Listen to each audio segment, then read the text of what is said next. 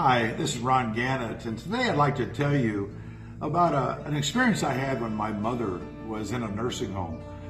I was carrying some of her dirty clothes back to the car to take home for Susie to wash, and as I was carrying the clothes, I could smell the fragrance, the aroma of my mother on her clothes, and it brought back sweet memories to me.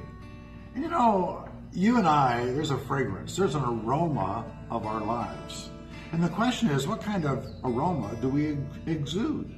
The Apostle Paul in 2 Corinthians chapter 2 and verse 4 says that God uses us to spread the aroma of the knowledge of God.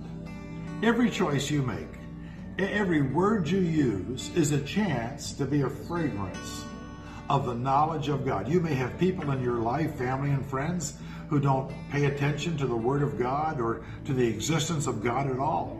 But you know, when they bump into you, they can sense the aroma of something very special, the aroma of God. Do they?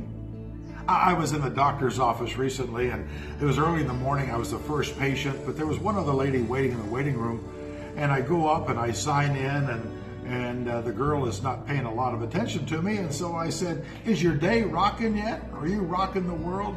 And she turned to me and said, "What do you mean?" I said, "Well, you're a redhead. My mother was a redhead, and redheads, I've discovered, rock the world." Well, she smiled, and she said, "Sir, how do you spell your name?" I said, "Gannett, GannetSuperman.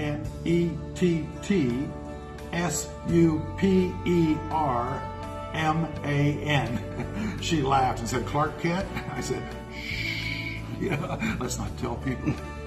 You know, about that time, the other lady was called back, and she got up, this patient, she walked by me, and she said, "Sir, whatever you have, I wish, how do I get it? Where do I get it?"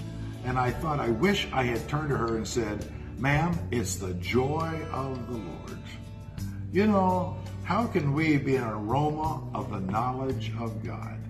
I was sitting in an airport one day, getting something to eat between connections, and I looked across the airport dining area, and there was this humble lady, had her food, she put it on the table, and quietly, all by herself, she bowed her head and started to thank God for her food.